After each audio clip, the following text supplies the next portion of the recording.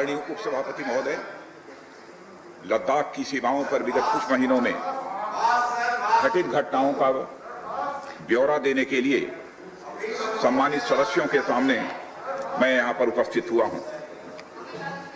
हमारा यह महान देश भारत अनगिनत देशवासियों के त्याग एवं तपस्या के फलस्वरूप आज की लगाने पूरा अरे भाई सबके लिए भूल गए, एक मिनट तो अपने हाथ देना है, अच्छा हो गया, इसमें क्या है।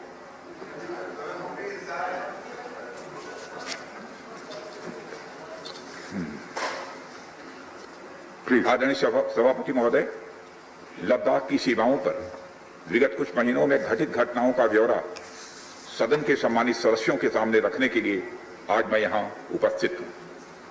हमारा यह महान देश भारत अनगिनत देशवासियों के त्याग एवं तपस्या के फलस्वरूप आज की स्थिति तक पहुंचा है। अध्यक्ष महोदय, स्वतंत्र भारत में भारत की सेनाओं ने देश की सुरक्षा के लिए अपना सर्वोच्च न्यौछावर करने में कभी भी कोताही नहीं बरती है।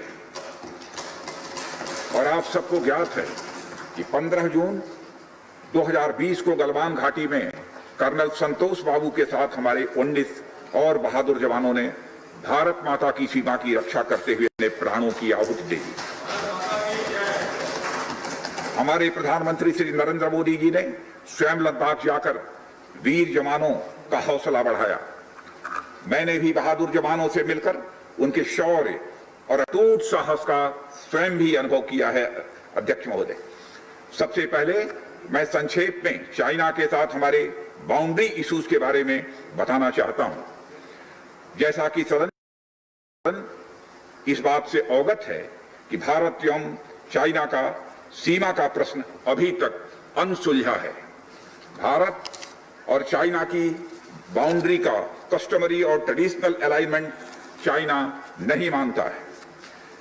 यह सीमा रेखा वेल एस्टेब्लिश्ड भौगोलिक सिद्धांतों पर आधारित है, जिसकी पुष्टि न केवल ट्रीटीज और एग्रीमेंट्स द्वारा बल्कि हिस्टोरिक यूसेज और प्रैक्टिसेस द्वारा भी सभापति महोदय हुई है। इससे दोनों देश सदियों से अवगत हैं, जबकि चाइना यह मानता है कि बाउंड्री अभी भी औपचारिक रूप से निर्धारित नहीं है। साथ ही चाइना यह भी मानता है कि हिस्टोरिकल जुरिस्डिक्शन के आधार पर जो ट्रेडिशनल कस्टमरी लाइन है उसके बारे में दोनों देशों की एक अलग अलग व्याख्या है। दोनों देश 1950 और 1960 के दशक में इस पर बातचीत कर रहे थे, परंतु पारस्परिक रूप से स्वीकार्य समाधान नहीं निकल पाया था। सभापति महोदय, जैसा कि यह सदन अवगत है कि चाइना लद्दाख में भारत की लगभग 38,000 स्क्वायर किलोमीटर भूमि का अनधिकृत या कब्जा किए हुए है। इसके अलावा 1963 में एक तथाकथित बाउंड्री एग्रीमेंट के तहत पाकिस्तान ने पाक ऑक्युपाइड कश्मीर की 5,880 स्क्वायर किलोमीटर भारतीय जमीन अवैध रूप से चाइना को सौंप दी है। चाइना अरुणाचल प्रदेश की सीमा से लगे हुए लगभग 90,000 स्क्वायर किलोमीटर भारतीय क्षेत्र को भी अपना ही बताता है। सभापति महोदय, भारत तथा चाइना दोनों ने औपचारिक तौर पर यह माना है कि सीमा का प्रश्न एक जटिल मुद्दा है, जिसके समाधान के लिए पेशेंस की आवश्यकता है तथा इस मुद्दे का फेयर, रीजनेबल और म्यूचुअली एक्सेप्टेबल समाधान शांतिपूर्ण बातचीत के द्वारा निकाला जाए। ये दोनों इस बात पर सहमत हैं। अंतरिम रूप से दोनों पक्षों ने यह मान लिया है कि सीमा पर शांति और स्थिरता बहाल रखना द्विपक्षीय संबंधों को बढ़ाने के लिए यह नितांत आवश्यक है। मैं यह भी बताना चाहता हूं सभापति महोदय कि अभी तक इंडिया चाइना के बॉर्डर एरियाज में commonly delineated line of actual control नहीं है और एलएसी को लेकर दोनों का परसेप्शन भी यह अलग अलग है। इसलिए पीस और ट्रैंक्विलिटी बहाल रखने के लिए दोनों देशों के बीच कई तरह की एग्रीमेंट्स और प्रोटोकॉल्स भी हुए हैं। इन समझौतों के तहत दोनों देशों ने यह माना है कि एलएसी पर शांति और स्थिरता बहाल रखी जाए, जिस पर एलएसी की अपनी अपनी रेस्पेक्टिव पोजीशंस और बाउंड्री क्वेश्चंस का कोई प्रभाव नहीं पड़ेगा। इस आधार पर वर्ष 1988 के बाद से दोनों देशों के बाइलेटरल रिलेशंस में काफी विकास भी हुआ है। भारत का मानना है कि बाइलेटरल रिलेशंस को विकसित किया जा सकता है तथा साथ ही साथ बाउंड्री के मुद्दे के समाधान के बारे में चर्चा भी की जा सकती है।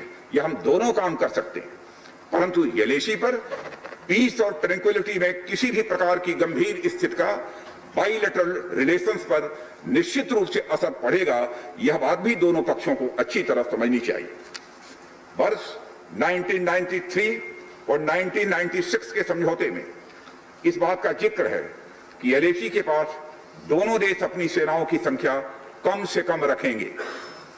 समझौते में यह भी है कि जब तक बाउंड्री इशू का पूर्ण समाधान नहीं होता है, तब तक एलएसी को स्ट्रिक्टली रेस्पेक्ट और एडहर किया जाएगा और उसका उल्लंघन किसी भी सूरत में नहीं किया जाएगा।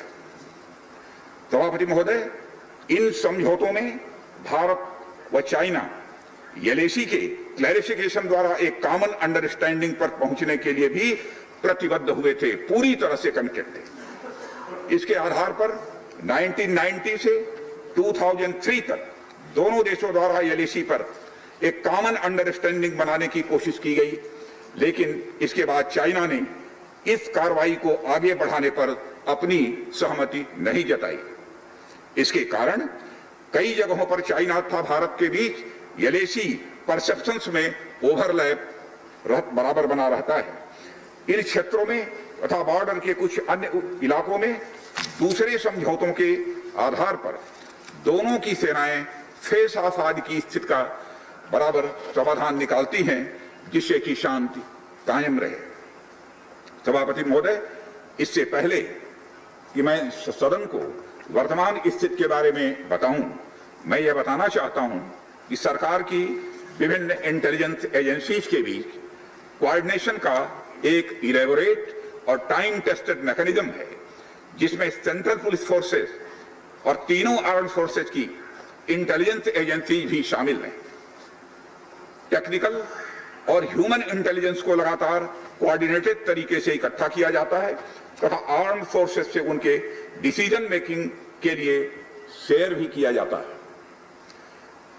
सभापति महोदय, मैं अब सदन को इस साल उत्पन्न परिस्थितियों के बारे में अवगत कराना चाहता हूं। अप्रैल माह से ईस्टर्न लद्दाख की सीमा पर चाइना ने सेनाओं की संख्या तथा उनके आर्मामेंट्स में वृद्धि की है, जिसे स्पष्ट रूप से देखा गया है।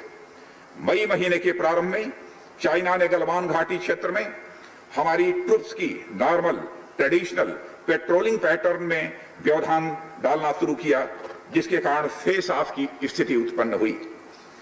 ग्राउंड कमांडर्स द्वारा इस समस्या को सुलझाने के लिए विभिन्न समझौतों तथा प्रोटोकॉल के तहत वार्ता की जा रही थी कि इसी बीच मई महीने के मध्य में सभापति महोदय, चाइना द्वारा वेस्टर्न सेक्टर में कई स्थानों पर एलएसी पर ट्रांसग्रेशन करने की कोशिश की गई। इसमें कोंकला, गोगरा और पेंगोंग लेक का नॉर्थ बैंक शामिल है। इन कोशिशों को हमारी सेनाओं ने समय पर देख लिया तथा उसके लिए आवश्यक जवाबी कार्रवाई भी हमारी सेना ने की, सभापति महोदय। और हमने चाइना को डिप्लोमेटिक तथा मिलिट्री चैनल्स के माध्यम से यह अवगत करा दिया कि इस प्रकार की गतिविधियां यथास्थिति को, यानी स्टेटस को एक तरफा बदलने का प्रयास है, और यह भी साफ कर दिया कि ये प्रयास हमें किसी भी सूरत में सभापति महोदय मंजूर नहीं है। यह दो टूक शब्दों में यह चाइना को बता दिया गया है। एलएसी के ऊपर फ्रिक्शन बढ़ता हुआ देखकर दोनों तरफ के सैन्य कमांडरों ने 6 जून 2020 को मीटिंग की तथा इस बात पर सहमति बनी कि रेसिप्रोकल एक्शंस के आधार पर डिसएंगेजमेंट किया जाना चाहिए। दोनों पक्ष इस बात पर भी सहमत हुए कि एलएसी को माना जाएगा तथा कोई ऐसी कार्रवाई नहीं की जाएगी जिससे यथास्थिति यानी स्टेटस को बदले। किंतु इस सहमति के उल्लंघन में चीन द्वारा एक बहुत ही वायलेंट फेस ऑफ की स्थिति 15 जून को गलवान में क्रिएट की गई।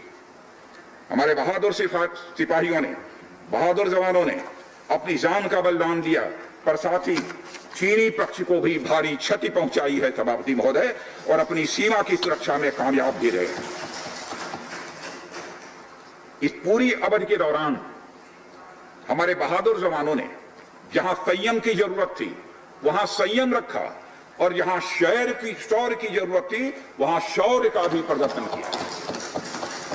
मैं सदन से यह अनुरोध करता हूं कि हमारे सैनिकों की वीरता एवं बहादुरी की भूरी भूरी प्रशंसा की जानी चाहिए। हमारे बहादुर जवान अत्यंत मुश्किल परिस्थितियों में अपने अथक प्रयास से समस्त देशवासियों को सुरक्षित रखने के अपने दायित्व का निर्वहन कर रहे हैं। सभापति महोदय, एक ओर किसी को भी हमारी सीमा की सुरक्षा के प्रति हमारे दृढ़ निश्चय या डिटर्मिनेशन के बारे में संदेह नहीं होना चाहिए, वहीं भारत यह भी मानता है कि पड़ोसियों के साथ शांतिपूर्ण संबंधों के लिए आपसी सम्मान और संवेदनशीलता भी यह रखना आवश्यक है। चूंकि इस मौजूदा स्थिति का बातचीत के जरिए समाधान चाहते हैं, हमने चाइनीज साइड के साथ डिप्लोमेटिक और मिलिट्री इंगेजमेंट बनाए रखा है। इन डिस्कशंस में 3 की प्रिंसिपल्स हमारी अप्रोच को सभापति महोदय तय करते हैं। पहला, दोनों पक्ष को एलएसी का सम्मान और कड़ाई से पालन करना चाहिए। फर्स्ट। सेकंड, किसी भी पक्ष को अपनी तरफ से यथास्थिति का यानी स्टेटस को का उल्लंघन करने का प्रयास नहीं करना चाहिए। थर्ड, दोनों पक्षों के बीच सभी समझौतों और अंडरस्टैंडिंग्स का पूर्णतया पालन करना चाहिए। चाइनीज साइड की यह पोजीशन है कि स्थिति को एक जिम्मेदार ढंग से हैंडल किया जाना चाहिए और द्विपक्षीय समझौतों एवं प्रोटोकॉल के अनुसार शांति एवं स्थिरता सुनिश्चित किया जाना चाहिए। लेकिन सभापति महोदय, इसके बावजूद चीन की गतिविधियों से यह पूरी तरह से स्पष्ट है, उसकी कथनी और उसकी करनी में अंतर है। और इसका प्रमाण है कि जब डिस्कशन चल ही रहे थे, चीन की तरफ से 29 और 30 अगस्त की रात को प्रोवोकेटिव माने उकसाने वाली, भड़काने वाली सैनिक कार्रवाई की गई, तो चीन की तरफ से की गई, भारत की तरफ से नहीं की गई। जो पेंगोंग लेक के साउथ बैंक एरिया में स्टेटस को बदलने का एक चीन के द्वारा प्रयास किया गया, लेकिन एक बार फिर हमारी आर्म फोर्सेस के द्वारा सभापति महोदय टाइमली व फर्म एक्शंस के कारण उनके प्रयास किसी भी सूरत में सफल नहीं हो पाए। सभापति महोदय, जैसा कि उपर्युक्त घटनाक्रम से स्पष्ट है, चीन की कार्रवाई से हमारे विभिन्न द्विपक्षीय समझौतों के प्रति उसका डिसरिगार्ड दिखता है। चीन द्वारा ट्रुप्स की भारी मात्रा में तैनाती किया जाना 1993 और 1996 के समझौतों का उल्लंघन है। यह देशी का सम्मान करना और उसका कड़ाई से पालन किया जाना सीमा क्षेत्रों में शांति और सद्भाव का यह आधार है, और इसे 1993 और 1996 के समझौतों में स्पष्ट रूप से स्वीकार भी किया गया है, जबकि हमारी आर्म फोर्सेस इसका पूरी तरह से पालन करती हैं। सभापति महोदय, चाइनीज साइड की ओर से ऐसा नहीं हुआ है। उनकी कार्रवाई के कारण एलएसी के आसपास समय समय पर फेस ऑफ और फ्रिक्शंस पैदा हुए हैं। जैसा कि मैंने पहले भी उल्लेख किया, इन समझौतों में फेस ऑफ की स्थिति से निपटने के लिए विस्तृत प्रोसीजर्स और नॉर्म्स भी निर्धारित हैं। तथापि इस वर्ष हाल की घटनाओं में चाइनीज फोर्सेस का वायलेंट कंडक्ट सभी म्यूचुअली एग्रीड नॉर्म्स का यह पूर्णतया उल्लंघन है। सभापति महोदय, अभी की स्थिति के अनुसार चाइनीज साइड ने एलएसी और अपने अंदरूनी क्षेत्रों में बड़ी संख्या में सैनिक टुकड़ियां और गोला बारूद मोबिलाइज किया हुआ है। पूर्वी लद्दाख और गोगरा, कोंकड़ा और पेंगोंग लेक का नॉर्थ और साउथ बैंक्स पर कई फ्रिक्शन एरियाज हैं। चीन की कार्रवाई के जवाब में हमारी आर्म फोर्सेस ने भी इन क्षेत्रों में उपयुक्त काउंटर डिप्लॉयमेंट्स किए हैं ताकि भारत की सीमा पूरी तरह से सुरक्षित रहे। अध्यक्ष महोदय, सदन को आश्वस्त रहना चाहिए, फिर से बात दोहराना चाहता हूं सभापति महोदय, सदन को आश्वस्त रहना चाहिए कि हमारी आर्म फोर्सेस इस चुनौती का सफलता से सामना करेंगी और इसके लिए उन्हें सचमुच उन पर हमें गर्व है। अभी जो स्थिति बनी हुई है उसमें संवेदनशील ऑपरेशनल मुद्दे शामिल हैं, सेंसिटिव ऑपरेशनल इश्यूज यह शामिल है। इसलिए मैं इस बारे में ज्यादा ब्यौरे का खुलासा नहीं करना चाहूंगा और मैं आश्वस्त हूं यह सदन इस संवेदनशीलता को समझेगा। सभापति महोदय, कोविड-19 के चुनौती भरे समय में हमारी आर्म फोर्सेज और आईटीबीपी का तेजी से डिप्लॉयमेंट हुआ है। उनके प्रयासों को एप्रिशिएट किए जाने की जरूरत है और यह इसलिए भी संभव हुआ है क्योंकि सरकार ने पिछले कुछ वर्षों में बॉर्डर इंफ्रास्ट्रक्चर के विकास को काफी अहमियत दी है। सदन को जानकारी है कि पिछले कई दशकों में चीन ने बड़े पैमाने पर इंफ्रास्ट्रक्चर एक्टिविटी सीमा पर प्रारंभ की है, जिनसे बॉर्डर एरियाज में उनके डिप्लॉयमेंट की क्षमता भी बढ़ी है। इसके जवाब में हमारी सरकार ने भी बॉर्डर इंफ्रास्ट्रक्चर डेवलपमेंट के लिए बजट को बढ़ाया है, जो पहले से लगभग 2 गुना से अधिक है। इसके फलस्वरूप बॉर्डर एरियाज में काफी रोड्स और ब्रिजेस भी बनाए गए हैं। इससे न केवल लोकल पॉपुलेशन को जरूरी कनेक्टिविटी ही मिली है, बल्कि हमारी आर्म फोर्सेस को बेहतर लॉजिस्टिकल सपोर्ट भी मिला है। इसके कारण वे बॉर्डर एरियाज में अधिक अलर्ट रह सकते हैं और जरूरत पड़ने पर बेहतर जवाबी कार्रवाई भी कर सकते हैं। और आने वाले समय में भी सरकार इस उद्देश्य के प्रति पूरी तरह से प्रतिबद्ध रहेगी। देश हित में हमें कितना ही बड़ा और कितना ही कड़ा कदम उठाना पड़े सभापति महोदय, हम पीछे नहीं हटेंगे। माननीय सभापति महोदय, मैं इस बात पर बल देना चाहूंगा कि भारत हमारे बॉर्डर एरियाज में मौजूदा मुद्दों का हल शांतिपूर्ण बातचीत और विचार विमर्श के जरिए किए जाने के प्रति पूरी तरह से प्रतिबद्ध है। इस उद्देश्य से मैं अपने चाइनीज काउंटर पार्ट से 4 सितंबर को मॉस्को में मिला और उनसे हमारी मौजूदा स्थिति के बारे में व्यापक चर्चा भी हुई है। मैंने स्पष्ट तरीके से हमारी चिंताओं को चीनी पक्ष के सामने रखा है, जो उनकी बड़ी संख्या में ट्रूप्स की तैनाती, आक्रामक रवैया और एक तरफा स्टेटस को बदलने की कोशिश से संबंधित था। इन सब सारे मुद्दों को अपने काउंटर पार्ट के सामने हमने रखा है और मैंने 2 टूक शब्दों में यह स्पष्ट किया कि हम इस मुद्दे को शांतिपूर्ण ढंग से हल करना चाहते हैं और हम चाहते हैं कि चीनी पक्ष हमारे साथ मिलकर काम करे। वहीं हमने यह भी स्पष्ट कर दिया कि हम भारत की एकता, संप्रभुता और अखंडता की रक्षा के लिए पूरी तरह से प्रतिबद्ध हैं। यह भी हमने पूरी तरह से स्पष्ट कर दिया। इसके बाद मेरे सहयोगी विदेश मंत्री श्री जयशंकर जी भी 10 सितंबर को मॉस्को में चाइनीज विदेश मंत्री से मिले।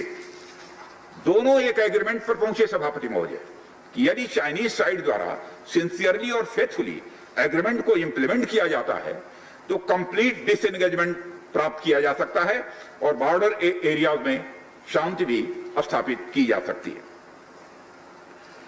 सभापति महोदय, जैसा कि सदस्यों को जानकारी है, बीते समय में भी चीन के साथ हमारे बॉर्डर एरियाज में लंबे स्टैंड ऑफ की स्थिति कई बार बनी है, जिसका शांतिपूर्ण तरीके से समाधान भी किया गया था।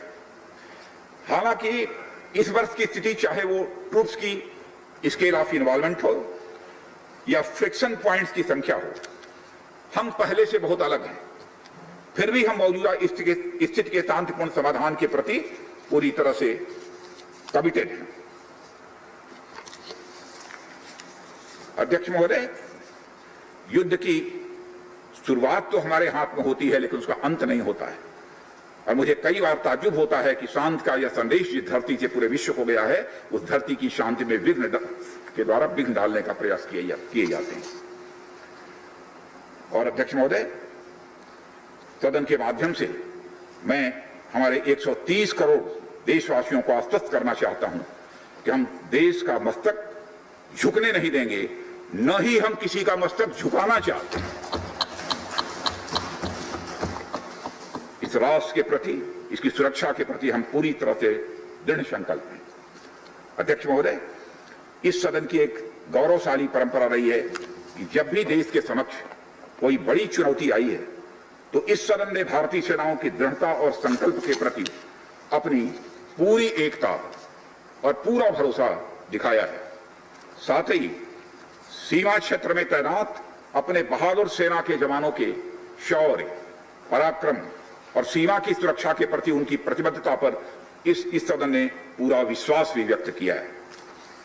मैं आपके माध्यम से देशवासियों को यह विश्वास दिलाना चाहता हूं कि हमारे आर्म फोर्सेस के जवानों का जोश एवं हौसला बुलंद है सभापति महोदय, और हमारे जवान किसी भी संकट का सामना करने के लिए पूरी तरह से दृढ़ प्रतिज्ञ हैं। और इस बार भी सीमा पर हमारे वीरों ने किसी भी प्रकार की आक्रामकता दिखाने के बजाय धैर्य और साहस का परिचय दिया है। हमारे यहां कहा गया है कि साहसे खलु स्त्री वसति, यानी साहस में ही विजय स्त्री का निवास होता है। और हमारे सैनिक तो साहस के साथ साथ संयम, शक्ति, शौर्य और पराक्रम की जीती जागती प्रतिमूर्ति है सभापति महोदय। महोदय, माननीय प्रधानमंत्री जी के बहादुर जवानों के बीच जाने के बाद हमारे कमांडर तथा जवानों में यह स्पष्ट संदेश गया है कि देश के 130 करोड़ देशवासी जवानों के साथ खड़े हैं।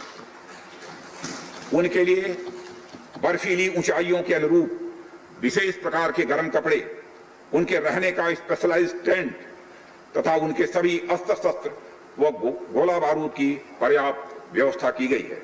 महोदय, हमारे जवानों का हौसला बुलंद है। दुर्गम ऊंचाइयों पर जहां ऑक्सीजन की बराबर कमी बनी रहती है तथा तापमान भी शून्य से नीचे होता है, उनके उत्साह में कोई कमी देखने को नहीं मिलती है और वे सियाचिन, कारगिल आदि जैसी ऊंचाइयों पर अपना कर्तव्य इतने वर्षों से लगातार निभाते चले आ रहे हैं। सभापति महोदय, यह सच है कि हम लद्दाख में एक चुनौती के दौर से गुजर रहे हैं, लेकिन साथ ही मुझे पूरा भरोसा है कि हमारा देश और हमारे वीर जवान इस चुनौती पर खरे उतरेंगे। मैं इस सदन से अनुरोध करता हूं कि हम एक ध्वनि से अपनी सेनाओं की बहादुरी और उनके अदम्य साहस के प्रति सम्मान प्रदर्शित करें और इस सदन से दिया गया एकता व पूर्ण विश्वास का संदेश पूरे देश और पूरे विश्व में गूंजेगा और हमारे जवान जो कि चीनी सेनाओं से आंख मिलाकर अडिग खड़े हैं, उनमें एक नए मनोबल, ऊर्जा व उत्साह का सभापति महोदय संचार होगा। इन्हीं शब्दों के साथ मैं अपना वक्तव्य समाप्त करता हूँ। बहुत बहुत धन्यवाद। धन्यवाद राजनाथ जी, आपने